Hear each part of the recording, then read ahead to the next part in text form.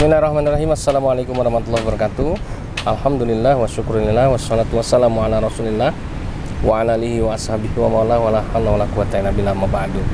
Fa ya ibadallah ittaqullaha haqqa tuqatih wa la tamutunna illa wa antum muslimun. Rabbi a'udzubika min hamazati syayatin wa a'udzubika rabbi ayahdurun. Shadaqallahu azim. Masyiral muslimin wa zumratal mu'minin rahimakumullah.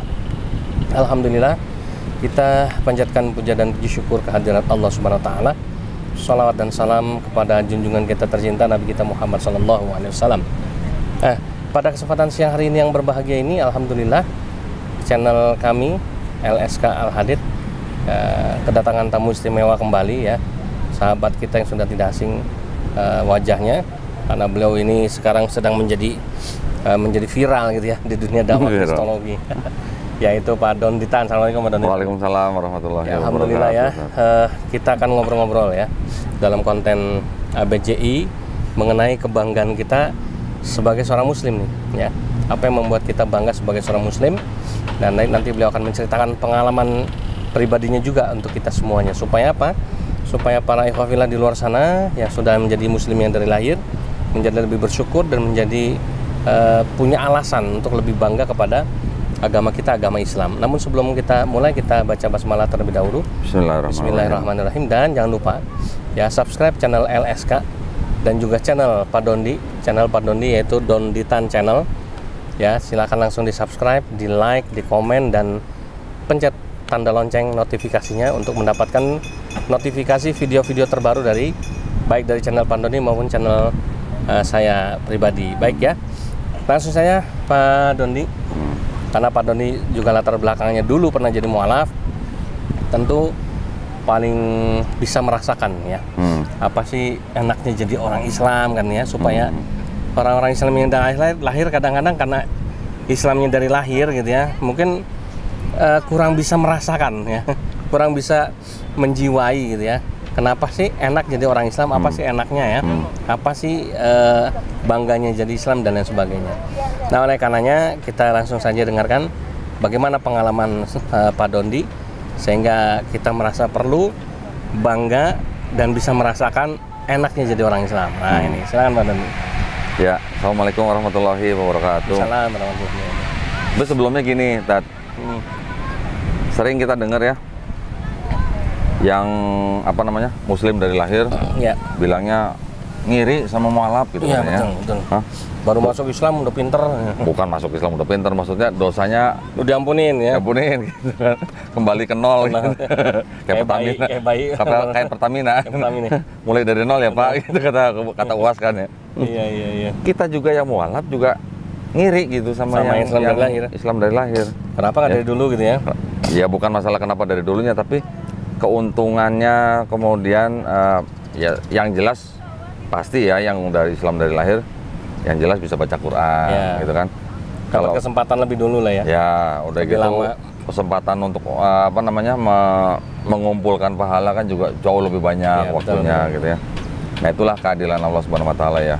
Yang mualaf dosanya dinolin, betul. Tapi yang baik nggak dibuang gitu juga kan. Itulah adilnya Allah Subhanahu Wa Taala kalau menurut pandangan saya gitu ya. Nah terus kemudian kalau di Islam kan kita tahu rukunnya ya, rukun imannya, rukun Islamnya. Nah saya punya pengalaman seperti ini. Kalau dulu waktu jadi Kristen, karena kan Kristen kan banyak sekali denominasinya. Kalau mainstreamnya atau yang utamanya kan Katolik, Protestan. Ada lagi paling kecil yang kayak Ortodoks gitulah ya.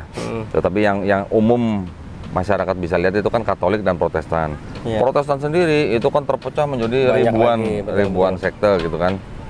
Nah, Katolik untuk kebaktian di gereja Protestan pasti nggak mau. Ya kan? Begitu juga sebaliknya, Protestan kebaktian di Katolik juga pasti nggak mau gitu. Walaupun nggak semua ya, nggak semua. Saya dulu termasuk yang mau ke gereja Katolik. Yang penting gereja ya. Apalagi saya dari TK ya, dari TK sampai SMP itu pendidikan Katolik gitu. Tetapi maksudnya ini di lapangan ya, di lapangan. Nah kan kita tahu kalau kekristenan itu kan mereka kebaktiannya itu kan resminya kan hari Minggu, ya kan. Kecuali adalah sekte yang hari Sabtu ya. Gitu kan. Kita kalau di Kristen itu, contoh nih ya, dulu saya punya pengalaman, saya pernah jalan sama teman-teman ke daerah Pandeglang. Terus pas kebetulan hari Minggu paginya tuh, ya karena udah biasa ke gereja, Minggu pagi itu kan saya pengen ke gereja gitu kan. Nyari gereja, ya ada sih ada, cuman oh ini bukan sekte saya nih. Ada lagi ini bukan sekte saya nih. Jadi saya harus nyari-nyari sampai ke Kota Labuan saya baru nemu gereja ya yang walaupun sama tetapi beda sedikit lah. Ada juga yang kan gini ya, walaupun sama-sama Pantai Costa tapi kan ada juga bedanya kan. Betul. Ada yang Pantai Costa di Indonesia, ada PDI ya. ada Pantai Costa Pusat Surabaya, ada Pantai Costa ini dan sebagainya. Nah kayak gitu-gituan akhirnya sampai saya dapat gereja tuh cukup jauh loh, kurang lebih ada 30 kilo loh. Itu dari tempat saya tuh. Nah waktu saya di Islam itu saya mau kemana aja, Mau sholat ya? mau sholat, nemu masjid, sembarang masjid, bahkan musola kecil atau langgar gitu ya, itu nggak ada masalah gitu. Karena semua masjid, semua musola itu ya semuanya sama gitu, nggak ada bedanya gitu. Ya memang ada perbedaan, hanya perbedaan di organisasi masyarakatnya. Tetapi kan konsepnya semua sama, ya udah final lah. Jadi kita mau sholat di mana aja ya udah nggak ada masalah gitu. Tinggal masuk, tinggal wudhu, masuk, sholat, beres gitu. Bahkan Jumatan juga gampang. Iya, ya kan? Ketemu masjid pinggir jalan. Ketemu masjid, pokoknya asal masjid jami, udah ngikut Jumatan gitu, nggak masalah. Itu salah satu enaknya. Kemudian yang saya sangat terkesan ya waktu baru masuk Islam. Itu mengenai puasa. Memang di Kristen juga ada puasa, tetapi bukan puasa yang full dari pagi sampai maghrib gitu ya. Kemudian nggak full 1 bulan gitu. Itu biasanya waktu-waktu tertentu lah. Dan biasanya puasanya nggak full seharian dari pagi sampai maghrib. Waktu saya puasa, pertama kali puasa, sebenarnya waktu itu agak pesimis. Kuat nggak nih? Ya, bukan masalah kuat nahan laparnya. Nahan lapar saya gampang nahan lapar. Nahan hausnya. Oh, ngerokok. Kuat nggak nih saya nahan rokok gitu ya? Nah, jadi waktu saya pertama kali ngalamin puasa di bulan Ramadan itu, ya dengan berat hati kan rokok harus saya masukin tas nih. Dengan berat hati. Tapi saya niat mau puasa gitu. Kok hari pertama ya memang terasa agak berat ya. Kalau masalah nahan haus, nahan lapar buat saya gampang. Nah rokoknya itu yang susah kan. Tetapi waktu saya berniat untuk berpuasa, kok rasanya saya nggak kepengen gitu ya.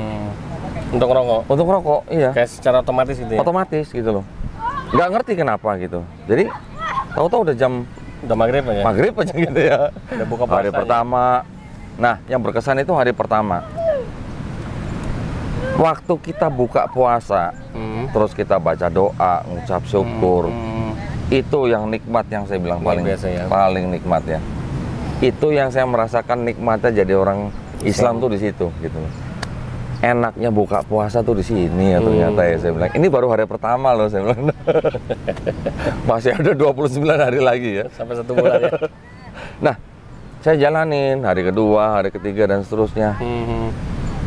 Kok makin nikmat ya? Iya. Gimana ya rasanya? Badan ini walaupun ya kalau puasa kan memang kan pasti lemas ya. Lemesnya kan karena kurang asupan gitu kan. Tetapi rohaninya tuh juga kayak ini ya, terisi gitu ya. Kayak baterai dicas ulang lah gitu. Betul. Nah, ya. Terus kemudian badan walaupun kelihatannya lemes, tapi saya ngambil hikmahnya gini, Tat. Bahwa badan manusia itu dalam 1 tahun udah dimasukin apa aja. Betul. Pada 1 bulan Ramadan itu kita disuruh berpuasa itu ternyata itu adalah proses detoksifikasi, membersihkan badan gitu. Betul. Nah, ternyata bukan cuma di Islam aja, di kedokteran pun juga menyetujui gitu. Dengan adanya semacam puasa seperti itu dalam 1 tahun 1 bulan itu sangat-sangat bagus buat kesehatan manusia gitu. Jadi itu buat saya juga merupakan satu nikmat yang sangat-sangat besar. Bisa berpuasa pada waktu awalnya saya merasa berat, nggak yakin ya. Tapi giliran mau bulan Ramadannya mau habis, saya ngerasa kurang gitu. Jadi kangen ya. Cepet amat. Jadi kangen, jadi rasanya gimana ya? Aduh, mudah-mudahan ya kita diberi umur panjang, Sampai bisa bulan ketemu besok, bulan Ramadan ya. lagi gitu ya. Itu rasanya buat saya benar-benar sangat gimana ya, berkesan gitu. Iya, iya, Bulan Masya Allah. pertama kali saya ikut puasa Ramadan gitu. Iya, iya, iya. Nah, terus apa lagi ya? Nah, kalau di puasa kan kita ada yang namanya taraweh. Nah, di dalam taraweh itu juga saya merasakan apa namanya Yang 11 apa yang 23 nih? Saya ngikutin waktu itu yang 11, 11, yang ya. 11 ya. Saya ngerasainnya gini, jadi kayak semacam ada apa ya? Persatuan gitu loh. Persatuan di dalam umat muslimnya gitu loh.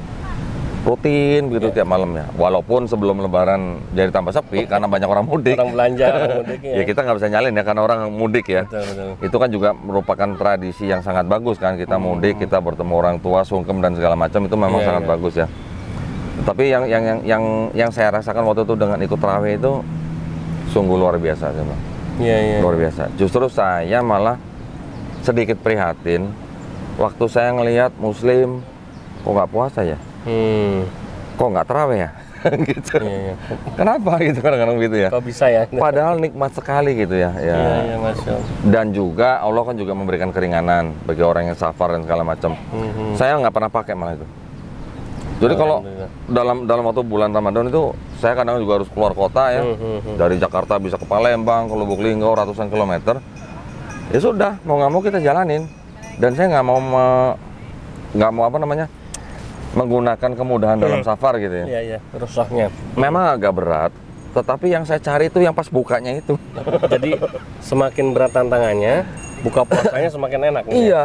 Iya, jadi nikmatnya buat saya itu yang pas bukanya itu. Betul, betul. Bukan saya cari makanannya loh. Iya, tapi kepuasannya. Kepuasannya, iya. Sulit digambarkan. itu. Justru kalau saya buka puasa, saya tuh cuman makan makanan kecil dan minuman manis. Untuk Cukup. batalin ya. Habis itu saya nggak langsung makan tuh, nggak langsung Iya, makan, nggak bisa langsung makan nasi. Sholat mungkin nanti. Nah, setelah taraweh baru saya makan Betul, gitu betul. ya. Kurang lebihnya sementara gitu dulu, Tat.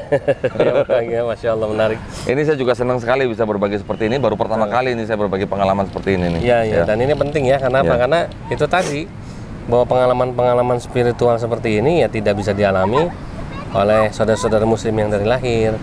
Sehingga makanya kenapa yang pernah jadi mu'alaf yang bisa menceritakan seperti ini untuk bisa memberikan motivasi ya untuk kita semuanya. Baik, ikhwan fillah rahimakumullah, tidak terasa sudah sekian menit berlalu dan memang konten ABJ tidak durasinya tidak panjang-panjang. Kami ucapkan terima kasih sekali lagi.